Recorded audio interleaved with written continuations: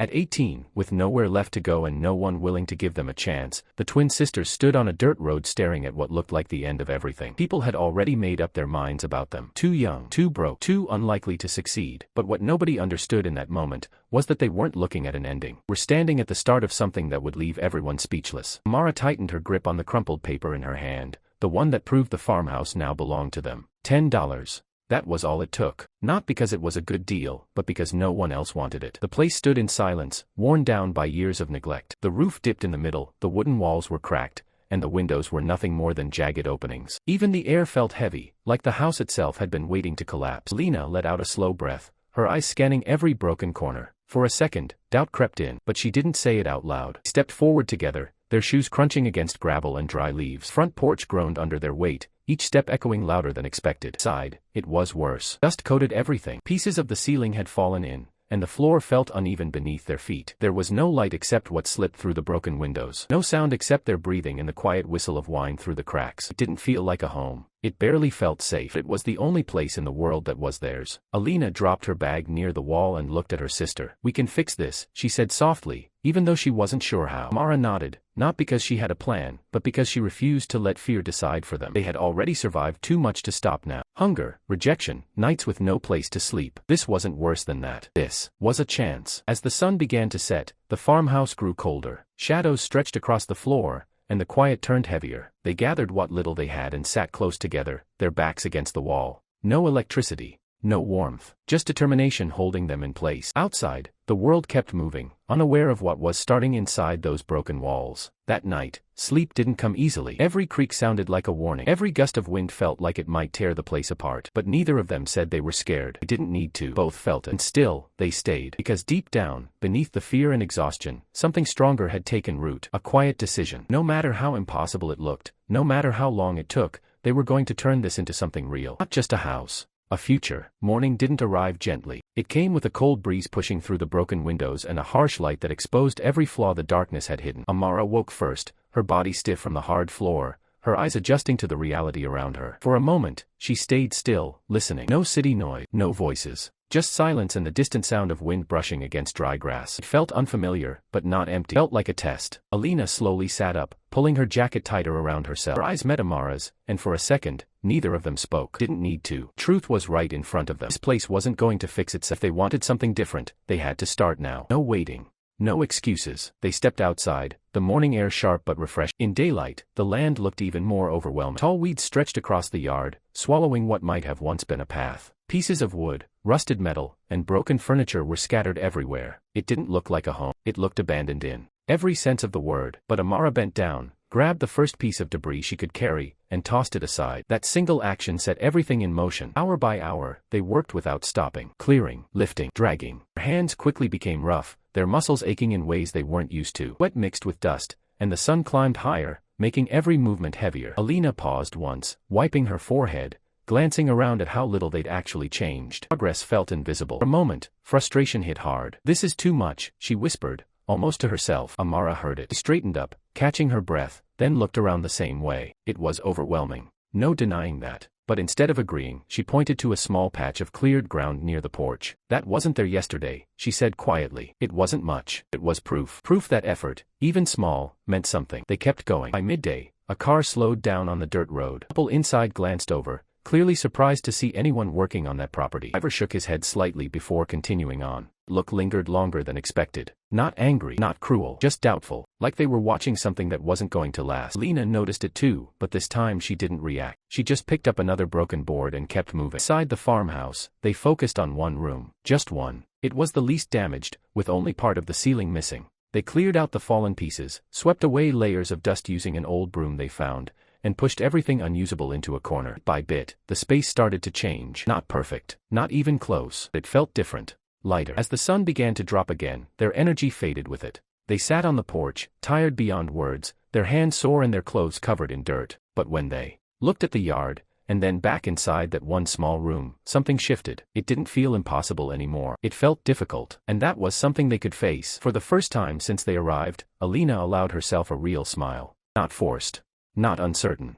Just quiet and real. Amara noticed it and nodded slightly, as if to say, This is how it starts, because deep down, they both understood something now. They weren't just fixing a house, they were proving, one small step at a time, that they could build something out of nothing. And no one's doubt was going to stop them. The third morning felt different, even before either of them said a word. The air was still cold, the house still broken, but something inside them had shifted. The fear that once filled every quiet moment had been replaced with focus. Not confidence yet, but something close. They had made it through 2 days, and somehow, that meant everything. Amara was already outside, studying the structure of the house like she was trying to understand its story. Every crack, every loose board, every broken edge told her where to begin next. Alina joined her, carrying a small pile of salvaged wood they had gathered the day before. "If we can close off that side," she said, pointing to a large opening near the corner, "it might keep the wind out at night." It wasn't a perfect plan, but it was enough. Got to work without hesitation. Sun rose slowly behind them as they measured pieces by eye, adjusting them again and again until they fit well enough to hold. They didn't have proper tools for everything, so they improvised. Rock became a hammer. Old nails were straightened and reused. It wasn't pretty, but it was working. Each board they secured made the house feel a little stronger, a little less forgotten. By midday, exhaustion crept in again. Movement slowed, and their hands ached more than before. Alina missed a strike and hit her thumb, pulling back instantly with a sharp breath. For a moment, she turned away, blinking back frustration. "We don't even know what we're doing," she said quietly, her voice heavier this time. "What if this still isn't enough?" Amara paused, setting down the piece she was holding. She didn't rush to answer. Instead, she looked around at what they had already changed. The cleared yard, small room inside, the section of wall they had just reinforced. Then she looked back at her sister. "We didn't know how to survive before either," she said calmly. "But we did." It wasn't loud or dramatic, just honest. And somehow, that was enough to steady the moment. In the afternoon, something unexpected happened. The same older man who had driven by the day before slowed down again, but this time, he stopped. He stepped out slowly, taking in the scene without saying much. His eyes moved from the patched wall to the cleared space, then to the twins themselves. There was no judgment this time, just quiet observation. He walked over, carrying a small metal box. Without a word, he placed it on the porch. Inside were basic tools, a real hammer, a measuring tape, a few usable nails. Lena looked up, surprised, while Amara gave a small, respectful nod. The men didn't smile, didn't explain, simply said, "Keep going," before turning back to his truck and driving off. That simple moment changed everything. With proper tools in their hands, their work became steadier, more precise.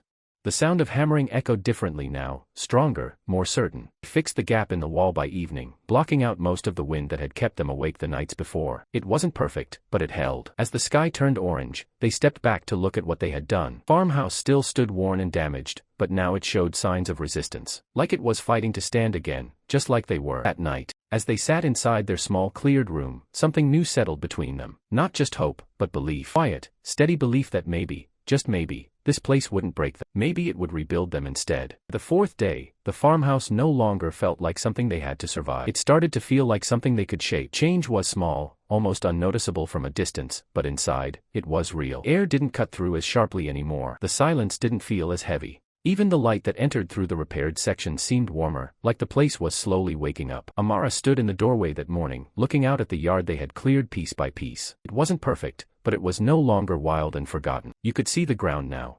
You could walk without tripping over broken pieces of the past. Alina joined her, holding a small container of water they had managed to collect. "We should try the back today," she said, nodding toward an area they hadn't touched yet. It was worse than the front, thicker with overgrowth and hidden debris. They didn't hesitate. Work was harder this time. The weeds were taller, tangled together like they had been left untouched for years. Every step forward required effort. Every cleared patch revealed something else buried underneath. Rusted tools, broken boards, even pieces of old fencing. It felt endless, but they kept moving, pushing through it with the same quiet determination that had carried them this far. Around midday, the heat became intense. The sun stood high above them, draining what little energy they had left. Alina slowed down, leaning slightly on a piece of wood for support.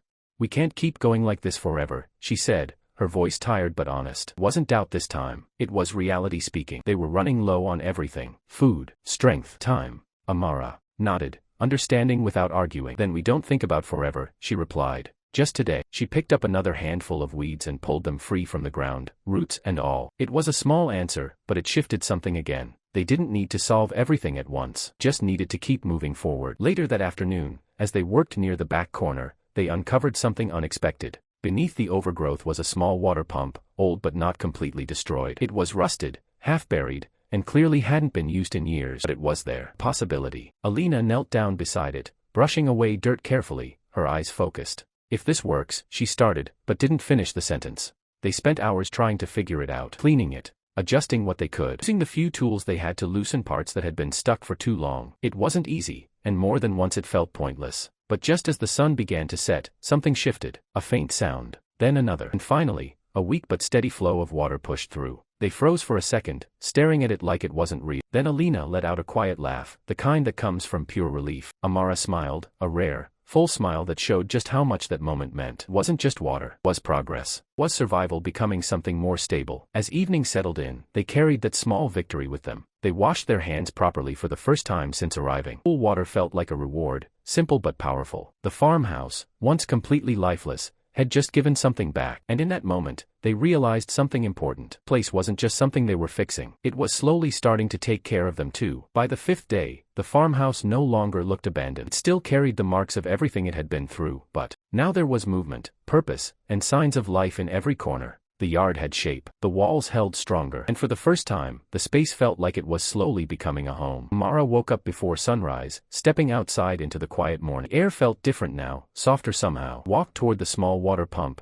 turning the handle carefully. The flow came easier this time, steadier than before. That small improvement meant more than words could explain. It meant they were no longer just surviving day by day. They were building something that could last. Lena joined her a few minutes later, carrying a piece of cloth they had cleaned the night before. "Start inside today," she said, glancing back at the room they had cleared earlier. "Make it feel livable." There was a pause before that last word, like she was testing if it was finally true. Inside, they focused on details they hadn't had the energy for before. They wiped down the walls, clearing layers of dust that had built up over years. They adjusted the boards they had placed, making them tighter, stronger. They used scraps of fabric to cover open spaces where wind still slipped through. It wasn't perfect, but every small change added comfort. Every effort made the room feel more like theirs. Around midday, they decided to create something new. Using leftover wood and pieces of broken furniture, they built a simple table. It wasn't even at first, one side slightly shorter than the other, but it stood, and that was enough. Ina ran her hand across it, smiling quietly.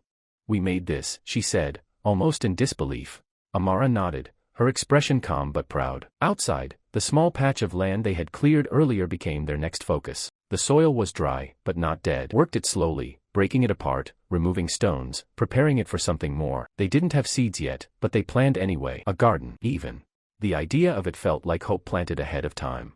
In the afternoon, a familiar truck appeared again on the dirt road. The older man stepped out, this time taking a longer look around. His eyes lingered on the repaired walls, the cleared yard, the water pump now working. He walked closer, nodding once as if confirming something to himself. Without many words, he handed them a small bag. Inside were basic supplies. Not much, but enough to make a difference. Alina looked at him, surprised. "Why are you helping us?" she asked gently. The man paused for a moment before answering. "Because you didn't quit when it was easier to," he said simply. Then he turned and left again, just as quietly as before. That answer stayed with them. As evening settled in, they sat at the small table they had built, sharing what little food they had left. It wasn't much, but it felt different eating inside something they had shaped with their own hands. There was a sense of ownership now, a quiet pride that didn't need to be spoken. Farmhouse still needed work. A lot of it. It was no longer a place people pitied. It was becoming something people noticed. And for Amara and Alina, that meant everything. Because now, they weren't just proving they could survive. They were showing that they could create something real, something strong, out of almost nothing.